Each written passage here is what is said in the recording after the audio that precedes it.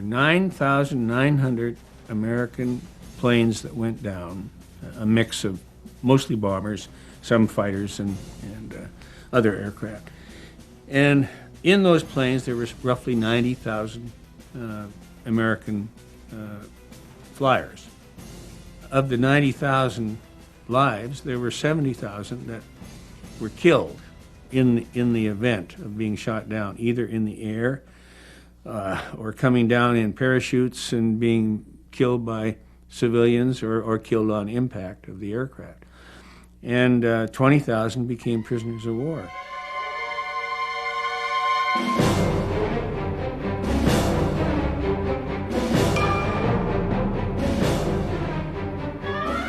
I went up the top hatch, and I came down, right, and the Germans were waiting for me. And the first thing they said, "For you, the war is over."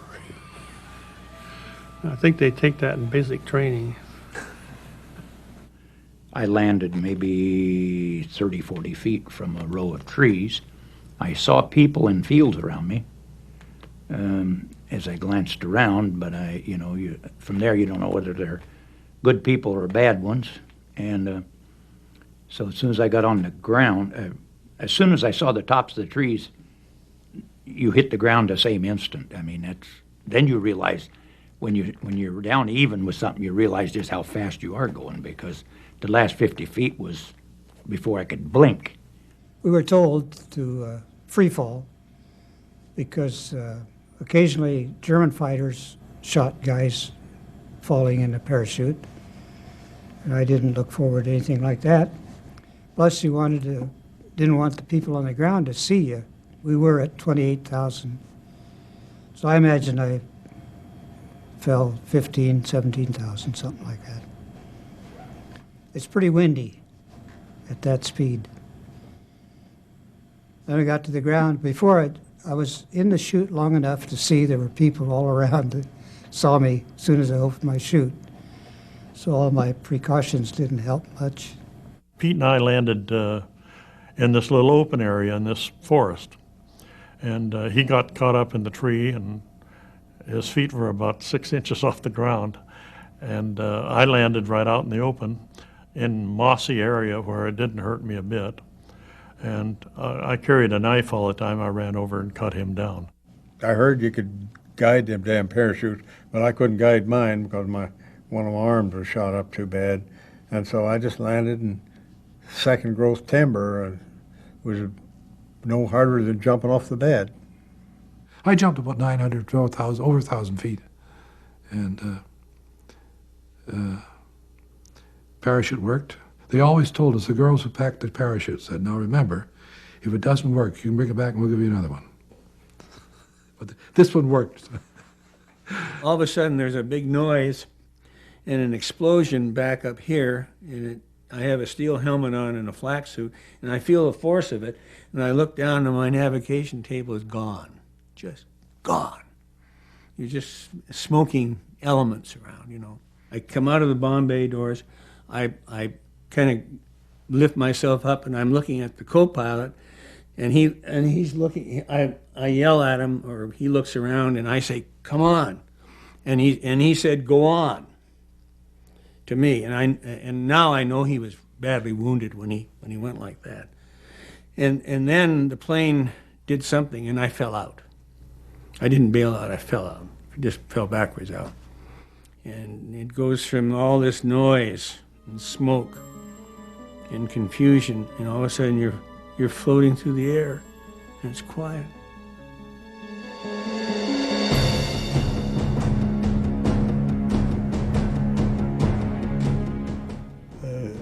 The Hitler Youth, you know, the 16, 15-year-old kids, the company of them came out. They were beating the brush for me until they found me. And they were pretty nice. And this German guard, the soldier that was in charge of him, he came up to me and he pulled his pistol out and stuck it right against my temple. And he said, "English or American?"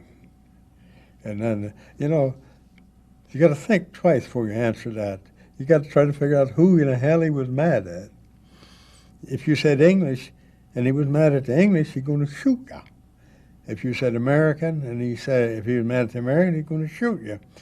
But if you said English, and he found out you were American, he was going to shoot you anyway. So he asked me, and I said, I'm American.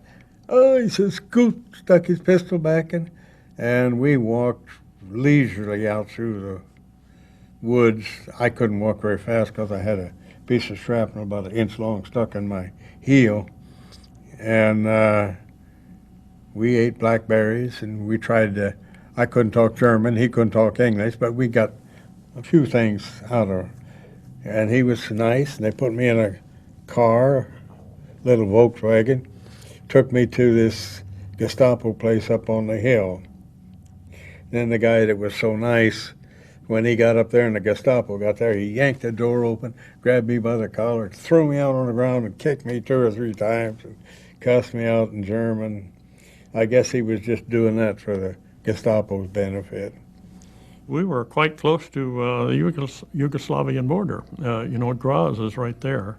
And we thought we had a pretty good chance. So Pete and I started out. Then we heard some noises, people coming up behind us. So we ran up into the brush and hid. And here was the rest of our crew that had been captured. And they were marching in front of us. So we just kept quiet and let them go. So we walked all that day and then all that night. And the next morning, I don't know how far we got. It was mountainous territory. He was in a lot of pain, and we came to a house. We were up on a hill looking down on this house, and it was just dawn. And we stayed there and watched the house to make sure there wasn't any men around, maybe just women, or maybe it wasn't occupied. But nobody seemed to show, so Pete he carried, we were all issued a pistol, but I never carried mine. I had a knife, and I didn't know what good a pistol would do anyway. But he gave me his pistol, and he went on down to the farm to get his hands taken care of, maybe some kind of medication, and get some relief. So I sat there on this hillside watching the house, and he knocked on the door and went in. And then I went to sleep. And when I woke up, he was coming out of the door with an old man with a rifle in his back, a shotgun turned out to be. And so I figured we'd had it, except that they came towards me and then over to the left. And so I had Pete's pistol, and I thought it was quite an old man, about my age now. And he had this shotgun right at Pete's back and was marching him down that little trail. So I came in behind him, and I was going to hit this guy or knock his gun away, and we'll take off again. But he heard the brush snap or something. He turned around, and he had this shotgun. It was over and under barrel shotgun, and he was shaking, and I could tell he was going to fire. So I threw my pistol up in the air and I lit the ground, and he did fire right over my head, and he wasn't more than 25 feet away, I guess. So and then I threw up my hands and threw the gun up in the air, and so he had 2 of us now. I got away for 5 days. Until I didn't have anything to eat. Wandered down, I saw this little farm shack, and went in the front door, and we went to the front door and knocked on the door, and in my high school German, I said, "Ich bin hungrig." And I can't remember, it was a man, I think, and he went like that or something like that, and came out, brought me a plate of milk, or some milk and some bread. All of a sudden, a few minutes later, I saw these guys. I like to think they were in leather shorts, lederhosen. They may not have been. But they were walking out. I do remember they had 2 of the biggest rifles I'd ever seen in my life. And I said to myself, "Cook, you're not going to be a hero." And I took my .45 out, and I threw it as far as I could throw it.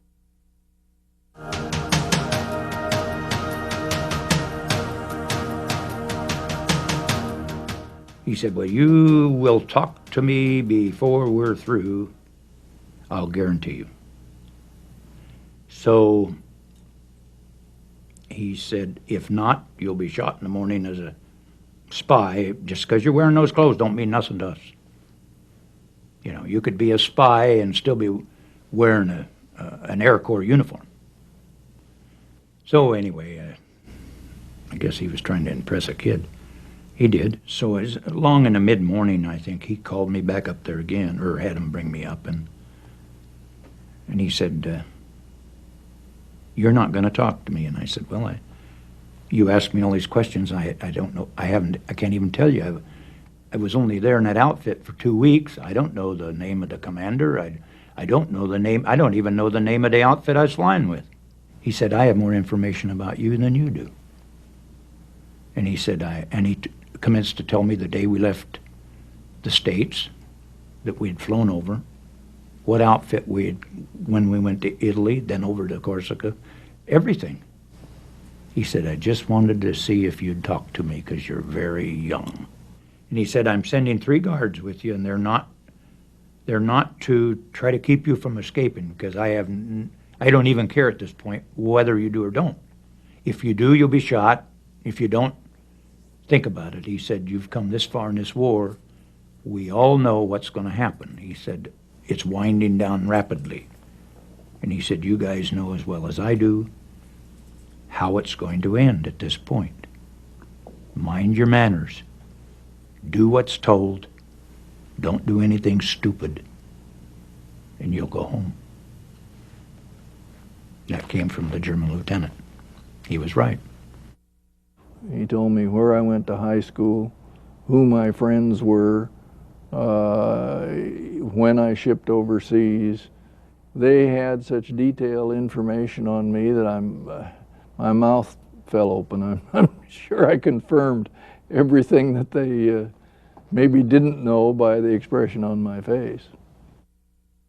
They knew my CO, they knew they knew the time that I took off, everything, and I just was amazed. They knew every name on the crew. They knew where we came from, Lecce, the whole works.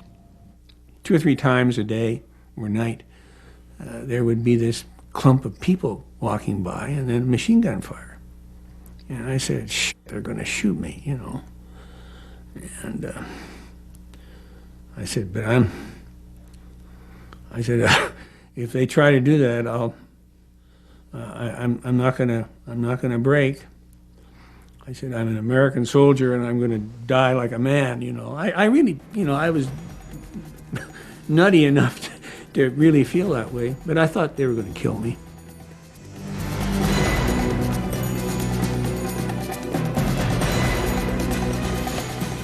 I went into the camp and was processed, and while we were in there, the Germans had a loudspeaker system. And in German, I heard the words, Heute der große Kampf in den Westen hat begonnen. And there was a guy next to me. I said, what in the hell are they talking about? He said, the second front has started. He said, we've invaded. Heute, today, the great battle in the West has begun. Well, that was the invasion day. So they told us, you know, with their loudspeaker system in German. And I kind of said, hell, we'll be out of here in 6 weeks. And then nearly a year later, I'm still there. The treatment wasn't too bad. You could get an angry guard if he had gone home for the weekend and his house was blown apart while he was gone. He'd get pretty bitter. But and they had places where we could walk outside, and they had a wire about foot high, I guess, on pegs all the way around the compound. And if we set our foot on that, they would shoot us. And of course we knew that, so we didn't do it. And as long as you did what you were told, I can't say that the treatment was bad. The worst thing about that whole experience was lack of food. And the Germans themselves didn't have much. Probably the first 4 to 6 weeks were the hardest part of captivity. Being captured is the hardest part, but the second hardest part then is trying to get used to being hungry, because you get, as time goes on and you lose weight, you get a little more used to it all the time. Some days they had very little, and other days you had a small, maybe 2-inch piece of black bread would be your share, and a small bowl of some kind of watery soup. Sometimes it had meat flavor, sometimes it didn't. I remember a couple of times the only flavor you could get out of it was the rotten potatoes they'd used in it. Anyway, I lost about 40, 50 pounds in the first 4 to 6 weeks, and then after that, why, you're just hungry, but you don't, it's not the foremost thing on your mind. Every day, at least twice a day, we all had to line up out in front of our barracks, and the Germans would count us. We lined up in fives, because that's the only way they knew how to count, I guess. Several times while we were out lined up, 3 Me-109s had come flying over. I don't know if they were training or coming back from a mission or what. I suspicion training. And they knew we were all flyers, so they'd buzz the field and peel off in wingovers, you know, showing off a little. Well, one day one of them peeled off and flew the thing right into the ground and blew up. And we all said, well, there's no way that guy could survive with 5,000 of us down there saying, blow up, you son of a bitch. We started cheering and doing stupid things, so they cut loose with machine guns over our head to calm us down, which did real quick. The Germans had a fighter plane factory about 15 to 20 miles from our camp, and they were bombing it one time, and the air raider had sounded, and when the air raid sounded in our camp, you had to stay in the barracks. You didn't go outside. And I was inside the barracks, but I happened to look across. There was one of our enlisted men in the camp was standing in the doorway, and a German guard saw him and shot him dead.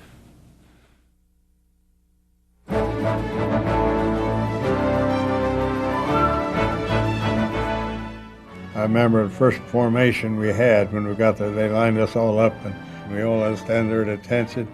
And he said, gentlemen, I must tell you this, escaping will no longer be the sport. Anyone trying to escape will be shot. And we all threw our hats up in the air and cheered. And a couple days later, somebody tried it. And he had a nice funeral. Escaping from Stalag 17B wasn't like Hogan's Heroes and the movie. It was damn serious business. You'd have to get shot. I remember one time I walked in the room and they were getting this man ready to go out the gate as a German officer or German soldier, and he had a German uniform on and he had a German rifle in his pocket. What the heck, how'd he get that? Well, it was a German RAF uniform, which they'd changed a little bit and cast the ornaments that go on the uniform, including the eagle. And then the rifle was made out of wood and been carved as a perfect duplication of a German rifle. And what they did, they had this man who looked like one of the Germans that came into the camp. He was just a spitting image. He could have been twins. It was just remarkable. And they did this, had him wear this uniform with the necessary documents. When this other man that looked like him, a German, came into camp, this guy and I think 15 or 20 others went up to the gate, showed their document. The German let him through because he had the regular documents, and he had a rifle, and he assumed he was authentic, and went out the gate. And so we had 21 out there, but they were allowed to lose about half a day. There were very few escape attempts. If you wanted to make an escape, we had a panel of men that we'd have to go to get and present your plan and let them comment on it. And they'd either tell you no, or if they gave their okay, they'd give you all the help that they could with uniforms and that sort of thing. The only one I know that even tried was a fella. I don't even think that he got the permission from this panel, but I knew he was going, and he donned a white sheet of some kind, and it was snow on the ground. And he sneaked out of the barracks, which we weren't allowed outside at night, of course.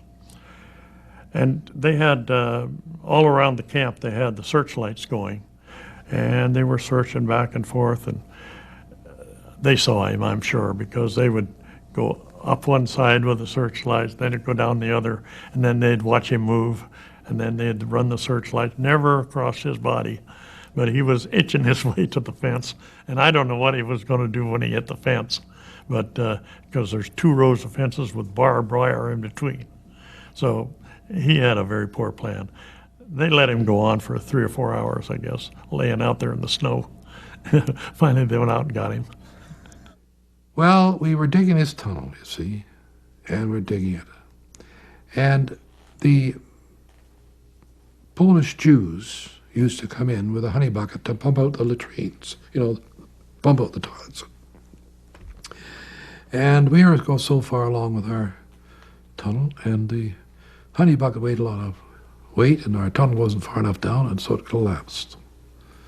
And there was, the Germans, as they go crazy when things like this happen, it's just almost worse, losing the tunnel, crazy, yelling and screaming. And, I mean, that's one thing. If you wanted to get a German's attention in those days, you just yelled at him.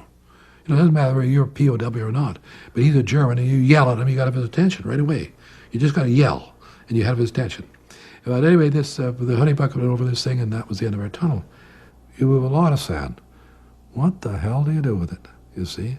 That was the big problem, getting rid of sand. I mean, it's awful. Talk about logistics. But it was done, and we got rid of it. But Bert and I were just the moles. We were the diggers, In North Camp, the Great Escape, they had electricity down tunnels. They had a railroad for the things. Well, we just had sleds, and we had we used to get lots of margarine. And instead of oil lamp, we'd have margarine lamp. It'd burn. It'd be a stinky thing, but it'd burn.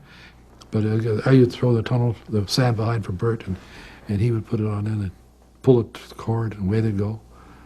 No, it was a lot of fun. And of course, it was interesting to do. There wasn't much else to do. Well, there were other things to do.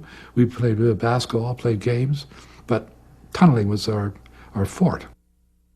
This guy built a vaulting horse out of an old Red Cross parcel box, and they put him in that thing, and then they hauled him out near the perimeter of the fence, and then he started digging, and then after he got through digging a certain length of time, he put the dirt up into the vaulting horse, crawled up into it, and closed off where he started his tunnel and camouflage it, and then they'd take it back into someplace and dispose of the sand. Next day he'd do the same thing, and he'd keep digging. After he'd gone so far, they'd put him down there. He'd go out, he'd go into this tunnel, and they'd close it up, and he'd start digging. And as he dug, he pushed the dirt back behind him like a mole. And this guy made it. He moled out and escaped and got back to England.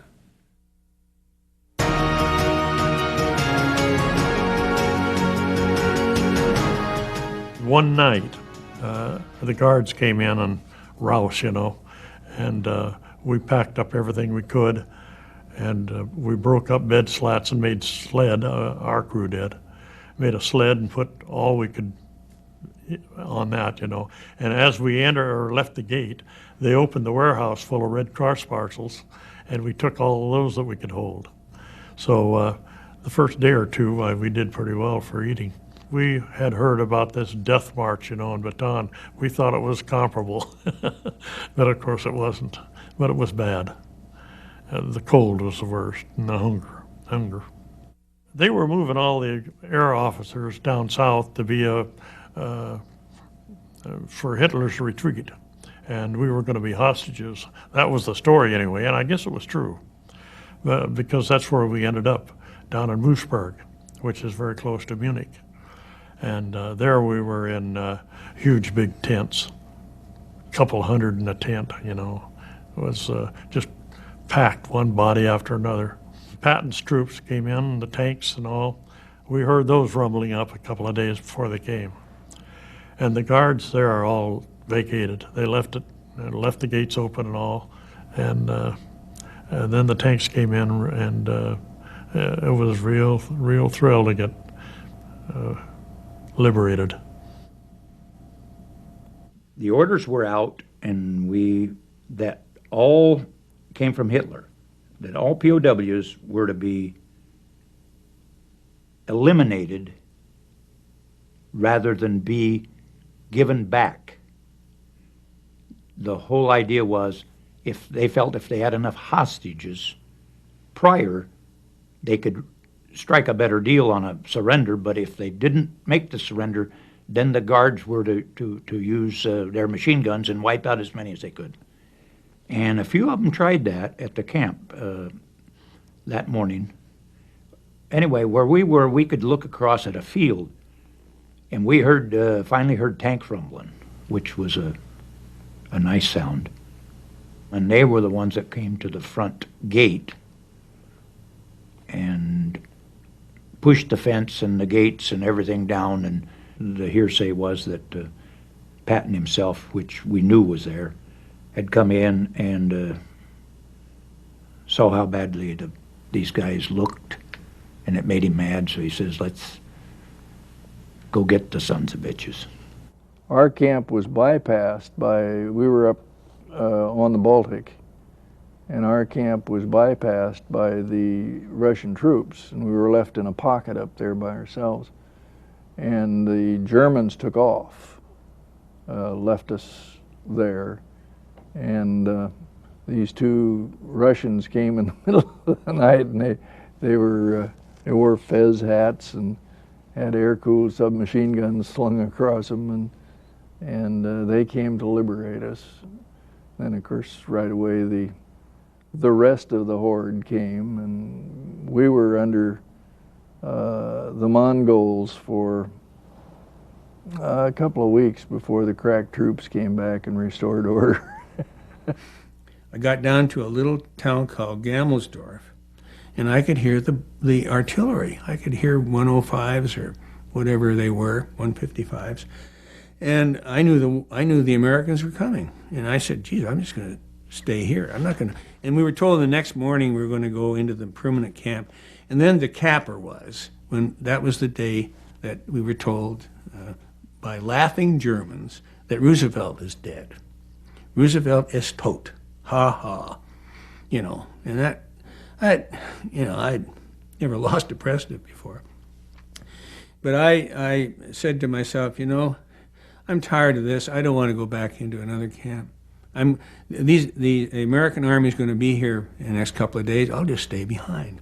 And after 2 days, the artillery stopped. And I said, "Oh shit! They swung somewhere else, and I'm going to run out of food here, and I'm going to have to give myself up, and I don't want to do that because they'll kill me." And so I said, "Well, I know where I am, and I know where I have to go." And so over the next 10 or 12 days, I walked about 120 kilometers. And the only problem I had in traveling that is that I didn't have any papers, and I couldn't walk across a bridge. So what do you do when you can't walk across a bridge? You have to swim the river. So I was always wet. And there's nothing as wet as a GI overcoat. You can take your shirt off and dry your pants out, but that coat never dries. And I swam 4 rivers. Finally got down to the border, and I knew it was the border into Switzerland because I knew it was the Rhine River. And there was a barbed wire on the German side, substantial barbed wire, double system with tangle wire in the middle. Watched the German guards and their dogs walk it, so I used the same, and they would walk it at 4 o'clock, and then they would walk it the next morning. And I said, I got to get out of here.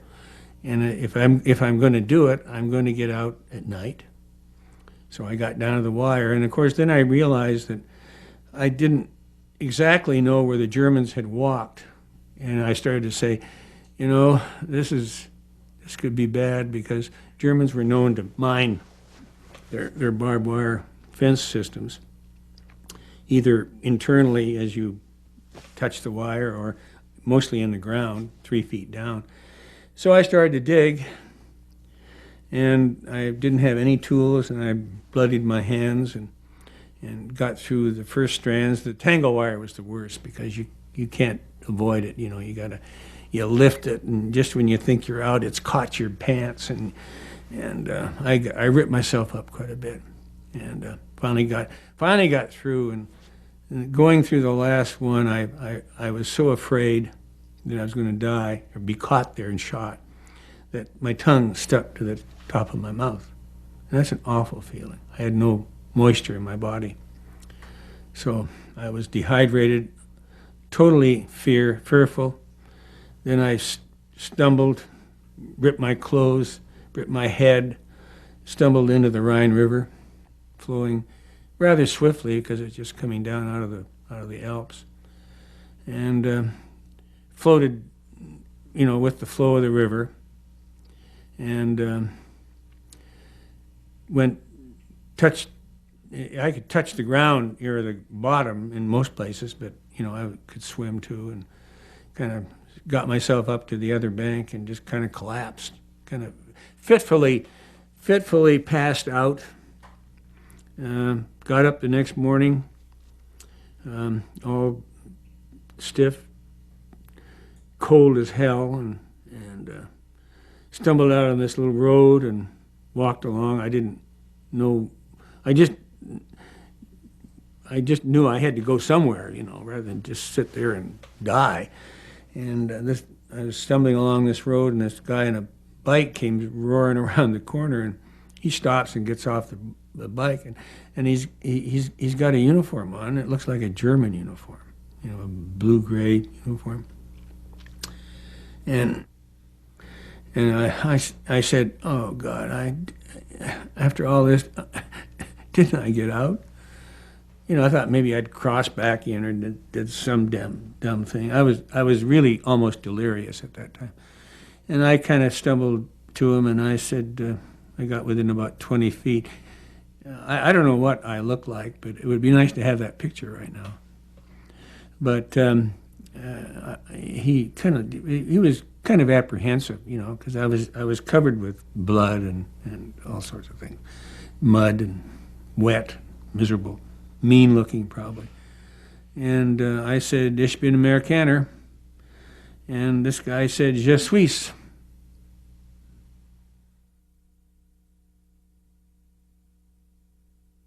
I have seen German soldiers who were prisoners in Russia coming home, and their filthy, dirty, greasy clothes, and maybe don't have shoes. And I think about them, may not have any family left, and no place to go. And I think about how fortunate I am that I had something to come home to. And those guys, granted, they did terrible things, a lot of them, but a lot of them were just